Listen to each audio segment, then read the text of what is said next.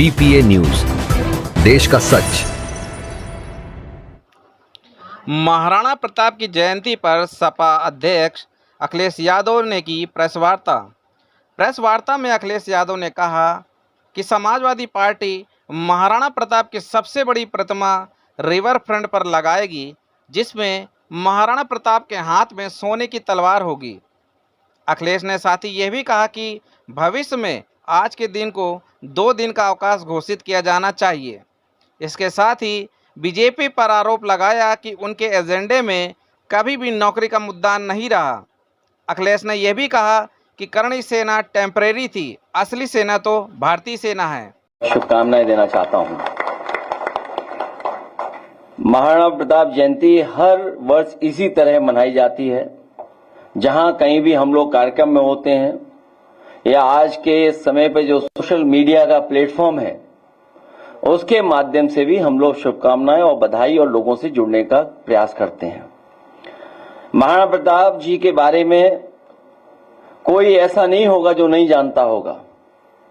वो हमेशा हमें और आपको प्रेरणा देते रहे हैं। त्याग, बलिदान, वीरता का, शौर्य का। हमारे देश के समाज में अगर सबसे ज्यादा प्रेरणा कोई दे रहा है तो महाराणा प्रताप जी से हम लोगों को प्रेरणा मिलती है। न केवल इस पीढ़ी को और आने वाली पीढ़ियों को भी इसी तरीके से प्रेरणा देते रहेंगे। जहां तक महाराणा प्रताप जयंती के शुभ अवसर पर सम्मान में हम लोगों ने 1 दिन का अवकाश दिया था, जयंती के अवसर पर छुट्टी की थी। आज हमारी मांग है सरकार से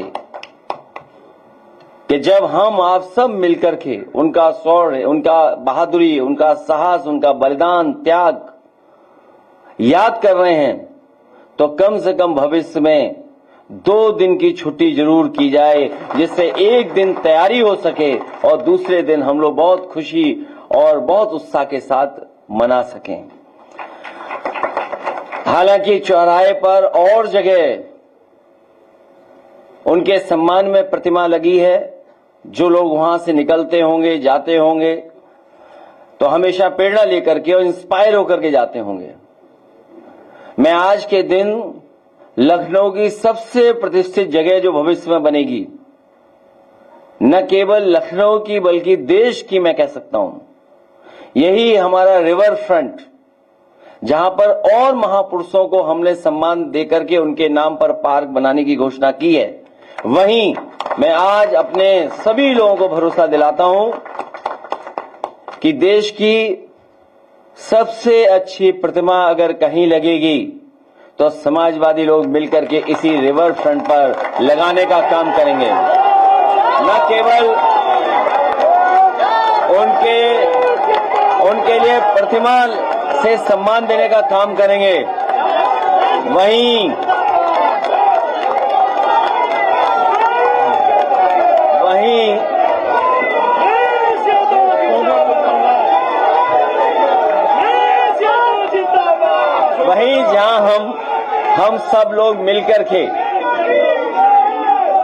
जहां हम सब लोग मिलकर के आज ये संकल्प ले रहे हैं, समाजवादी सरकार बनने पर रिवर फ्रंट जो सबसे महत्वपूर्ण स्थान बनेगा, लोगों के जुड़ने का, लोगों के आने जाने का, लोगों को समय गुजारने का सबसे खूबसूरत जगह बनने जा रही है और बनेगी। न केवल उनके सम्मान में वहां पर सबसे सुंदर प्रतिमा लगेगी, बल्कि उनके हाथ में जो तलवार होगी वो चमकती हुई होगी, सोने की होगी।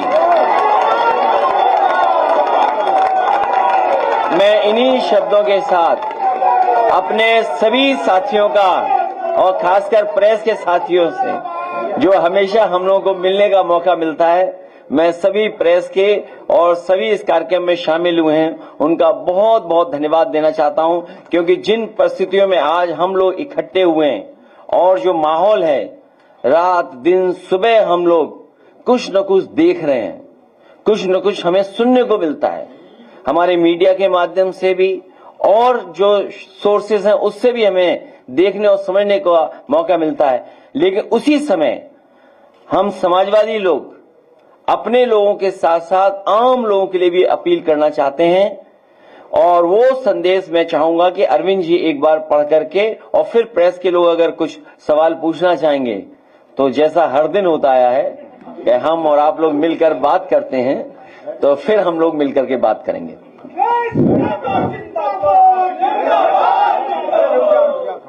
माननीय राष्ट्रीय अध्यक्ष जी, पत्रकार बंधुओं, सम्मानित मंच और मंच के सम्मुख सभागार में उपस्थित बहादुर साथियों,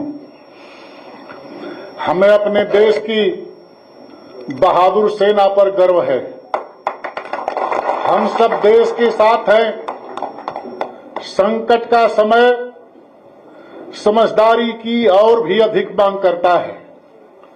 सभी देशवासियों से अपील है कि किसी भी अपुष्ट समाचार और सूचना पर न तो विश्वास करें, न ही आगे प्रचारित और प्रसारित करें। ऐसे समाचार देश के दुश्मनों के द्वारा फैलाए गए झूठ भी हो सकते हैं। मतलब ये दुश्मन की चाल या साजिश भी हो सकती है। इसीलिए किसी भी बहकावे या भड़कावे में न आए। अपने अपने स्तर पर जिम्मेदाराना व्यवहार करें, स्वयं शांत रहें और दूसरों को भी शांति से रहने के लिए प्रेरित करें। आपदा के इस समय में एकजुटता दिखाएं। जय हिंद, जय हिंद। बहुत बहुत धन्यवाद।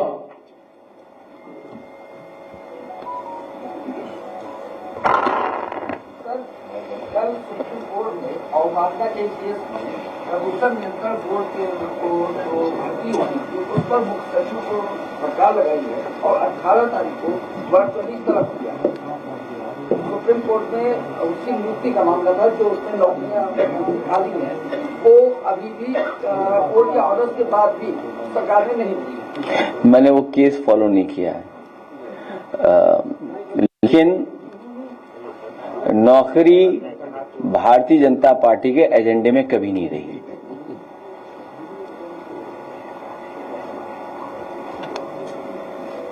अखिलेश जी, एक पुस्तक हमारी तरफ से लोग जी बोल रहे थे कि जब समाजवादी पार्टी सरकार बनी थी तो कई कैबिनेट मंत्री, कई राजमंत्री थे, बहुतायत में शक्तियों का बोलबाला था। जब करड़ी सेना रामजी लाल सुमन के ऊपर हमला कर रही थी तो हमें लगता है प्रदेश में आपके कितने सम्मानित नेता हैं, उन्होंने उनका विरोध किया, और नहीं विरोध किया तो क्यों? वो सेना टेम्परेरी थी, ये सेना असली है। और एक मिनट आप लोग नारे मत लगाना। और मैंने आपसे महत्वपूर्ण जानकारी दी। मैंने अभी जानकारी जो दी, मैं समझता हूं वो जानकारी आपको समझ गए होंगे आप भी। एक, जहां तक रामजा सुमन जी का सवाल है, आप क्या चीज कहां से देख रहे हो? राज्यसभा, पार्लियामेंट और उसके बाद लगातार प्रेस में हम लोगों ने कहा कि कोई भी इतिहास नहीं उठाना चाहिए, और जो इतिहास हमें जोड़ता ना हो, जो इतिहास हमारे आप को सही रास्ते पे न ले जा रहा हो, उसको इतिहास को इतिहास ही रहने देना चाहिए। इतिहास में अच्छी चीजें भी हैं, खराब भी चीजें हैं, लेकिन उससे बड़ा सवाल जो है वो ये है कि इधर हम जो सरकारों को देख रहे हैं, हर चीज को ओन कर रहे हैं। मान लीजिए कुंभ हुआ, नाम महाकुंभ दे दिया। सबसे पहले महादानी सम्राट हर्षवर्धन ने शुरू किया, जो डॉक्यूमेंट हिस्ट्री है, लेकिन सरकार ने कभी उनका नाम नहीं लिया। महादानी सम्राट हर्षवर्धन का कभी नाम नहीं लिया गया, और फिर यह भी कहा गया कि इतने वर्षों बाद हो रहा है, ये पहली बार हो रहा है, जबकि हर कुंभ उतने वर्षों बाद ही होगा। तो जो ओन करने की आदत है कि महाराणा प्रताप जी केवल हमारे हैं, महाराणा प्रताप जी सबके हैं। ये जो नई संस्कृति, कुछ लोग, कुछ पॉलिटिकल पार्टी, शायद वो पॉलिटिकल पार्टी जिसके वो सदस्य नहीं रहे वो सबसे आगे थे। जो पॉलिटिकल पार्टी आज सरकार में है उसके वो सदस्य नहीं थे, वो कभी सदस्य नहीं थे। और अगर सदस्य उस पार्टी के रहे होते तो जो पहला प्रस्ताव उस पार्टी का था उसमें सेकुलर और सोशलिस्ट रास्ते पर देश को ले जाने के लिए संकल्प लिया था पहले उनके प्रेसिडेंट ने। इसलिए राजनीति में महापुरुषों को नहीं लाना चाहिए और उससे राजनीतिक लाभ नहीं उठाना चाहिए। सभी महापुरुष हमारे आपके हैं। आलाउदल हमारे आपके हैं, वीर लौरिक हमारे आपके हैं, महाराणा प्रताप जी हमारे आपके हैं। इसमें कोई दिक्कत हो तो बताओ, किसी को शिकायत हो तो बताओ। हाँ, लेकिन जो आज की तस्वीर कोई देखेगा तो उसे जरूर तकलीफ होगी। और अगर मैं उनकी तस्वीर देखूं और उसमें मुझे कोई दिखाई दे जाए और अगर मैं कुछ कह दूं तो उन्हें बहुत तकलीफ होगी। जवाब नींद भी नहीं आएगा आज उनको। मैं अपने धन्यवाद देता हूं पत्रकार साथी को महत्वपूर्ण सवाल पूछने के लिए। और मैं आपको एक बात और जोड़ दूं, उसमें सहयोगी लोग बहुत थे जिनको हम लोगों ने सरकार में बड़ा सम्मान दिया। अब आगे मत पूछना। जी एक सवाल है कि बहराइच में जो जेठ मेला लगता था प्रशासन ने उसकी अनुमति नहीं दी है। और देखिए कहां से, इसीलिए मैंने कहा आपसे और मैं फिर वही बात जोड़ता हूं, मेला किस समय किस तरीके से शुरू हुआ होगा उस इतिहास में हम लोगों को नहीं जाना चाहिए। भारत देश आजाद हो गया, हम मेले संपन्न कराते हैं। नाम जरूर हो सकते हैं पुराने या किसी के नाम से, स्थान की वजह से नाम हो सकता है, लेकिन मेले का मतलब ये नहीं कि मेले में क्या कोई और परंपरा चल रही हो। मान लीजिए बटेश्वर का मेला है, सुनने में आया कि मुगलों ने शुरू किया था। अब उस बटेश्वर के मेले में सब आते हैं, सब लोग, घोड़ा हाथी जाने क्या क्या आता है उसमें, जाने कहां कहां के व्यापारी कारोबारी आते हैं। इसी तरह हर मेले में कारोबारी व्यापारी आते हैं। भारतीय जनता पार्टी कभी कारोबार को बढ़ावा नहीं दे सकती, क्योंकि कारोबार हमें जोड़ता है, काम हमें जोड़ता है, रोजगार हमें जोड़ता है। वो कारोबार के पक्ष में नहीं रह सकते हैं। मेले में हम एक दूसरे से मिलते हैं, किसी ने झूला लगाया, किसी ने दुकान लगाई, कोई सामान लाया, किसी ने सामान बनाया, बेच कौन रहा है, खरीद कौन रहा है। मेला मिलने की जगह होती है, इसलिए मेला है। ये रोजगार कारोबार के खिलाफ लोग हैं। अभी हम और आप लोग चिंता कर रहे हैं, सोशल मीडिया पर वॉर हो रहा है, इस वॉर में कोई हमारे आपके हाथ से कोई चीज चली गई वो हमें आपको पता ही नहीं है। LOI इशू हो गया, हमें आपको पता ही नहीं लगा। भाई इस दौरान हमारे आपसे कुछ चीजें चली गई हाथ से। सोचो भविष्य में आत्मनिर्भरता, सिक्योरिटी, उसका सवाल क्या है, उसके लिए सरकार ने क्या किया। लेकिन क्योंकि हम वॉर में हैं, हम पड़ोसी देश से हम उलझे हुए हैं, हम कोई सवाल भी नहीं सरकार से कर सकते हैं। लेकिन अखबारों में जो मैंने पढ़ा, LOI इशू हो गई। क्या भविष्य में जो आने वाली पीढ़ी है, क्या हम उसको सिक्योरिटी देके जा रहे हैं देश की? क्या हमारा देश उसी से आत्मनिर्भर होगा? इसलिए आपको हमें मेले में उलझाए हैं और दूसरों के लिए मेला दे रहे हैं, सब मेला मेला करे दे रहे हैं। अखबार पढ़िएगा ध्यान से, कुछ है मामला, शायद कुछ लोग जान गए होंगे। अखिलेश, जिस तरह से एयर स्ट्राइक को लेकर के नोएडा में बैठा मीडिया जो है वीडियो दिखा रहा है और हर 10 मिनट को पता चल रहा है कि ये फेक है। आपने भी कल एक ट्वीट किया है कि अब कुछ ये दोबारा अरविंद जी दोबारा पढ़ दो इनके लिए, और गाइडलाइन मेरे पास नहीं है, गाइडलाइन आप दोबारा पढ़ के आइए। एडवाइजरी, सॉरी, हाँ, एडवाइजरी आपके लिए भी जारी है। और अगर एडवाइजरी कोई नहीं मान रहा है तो जिन्होंने एडवाइजरी इशू की है उनकी जिम्मेदारी है कि कार्रवाई करें। हम तो एडवाइजरी मान रहे हैं, हम तो वो सवाल भी नहीं पूछ रहे कि एलओआई क्यों इशू हो गया इस दौरान, कितना बड़ा महत्वपूर्ण फैसला हुआ है। एज ए पॉलिटिकल पार्टी मेरी जिम्मेदारी है, as a in a democratic country हमारी जिम्मेदारी बनती है, इसलिए मैं सवाल पूछ रहा हूं, या ये सवाल मैं आपके सामने ला रहा हूं। अगर मैं पॉलिटिक्स में नहीं होता तो शायद नहीं सवाल पूछता, तो हम भी एडवाइजरी मान करके घर में बैठे होते। लेकिन आप बंकर अंकर खुदवा लेना। बोले वो पढ़िए ना दोबारा, अरे पढ़ना पड़ेगा इनके लिए। 550 साल पुराना। हाँ, और इसी तरह बटेश्वर का 500 साल पुराना है। कहोगे बटेश्वर मुगलों के जमाने में तो वो बजट ही नहीं देते थे, हमने बजट दिया, ये कोई बात हुई? घाट बनवाए और वो तो अटल जी का गांव है। एक मिनट सोचिए, भारतीय जनता पार्टी को अटल बिहारी वाजपेयी जी के नाम पर लोक भवन कर दिया, हमें कोई दिक्कत नहीं, वहां प्रतिमा लगी उनकी, स्टेडियम कर दिया जहां आज मैच होगा। लेकिन लोग देखिए, लोग इकाना के नाम से जानते हैं, कहते इकाना है, इकाना के नाम से जानते हैं। कागज पे कुछ भी बना दो आप। उनके गांव में क्या किया सरकार ने, बताओ। हम आपको भरोसा दिलाते हैं, ये जो यूनिवर्सिटी बनी है ये हम लोग लेकर के चले जाएंगे वहीं पर उनके गांव में।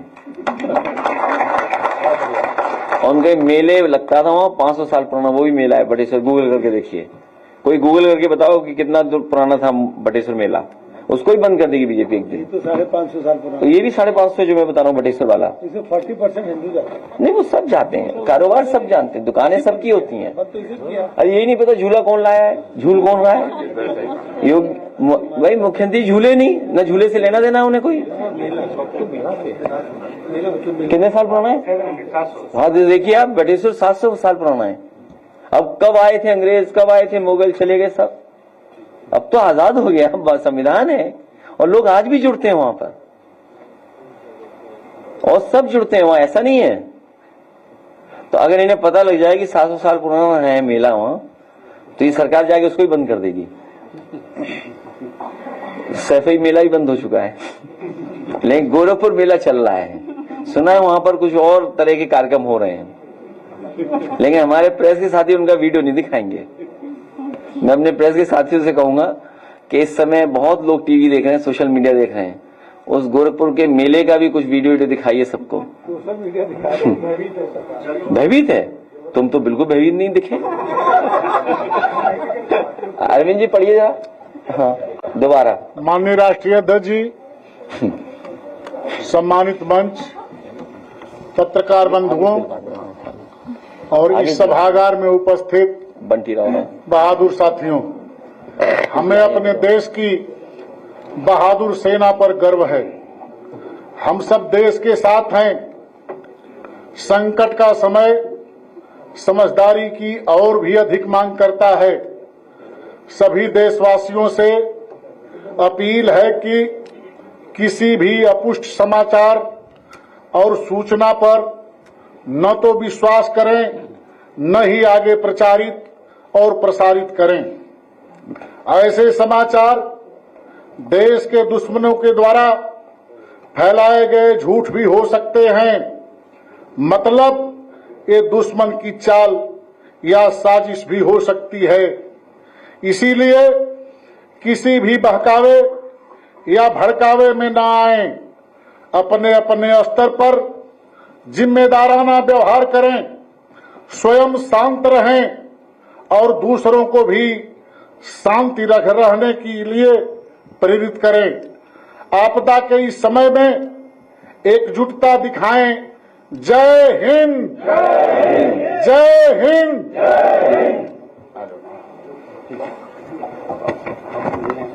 ये आइए, आइए सामने। ऐसे नहीं, आराम से, आराम। इधर से, इधर धन्यवाद है, पर इधर से आइए। भगवान ये देखिए, भगवान आप जाइए, आप इधर से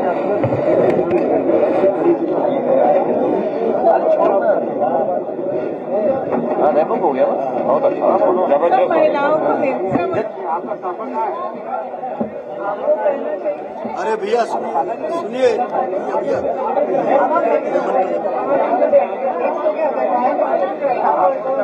भैया वो पीछे कर दिया भैया वो पीछे कर दिया अरे भाई साहब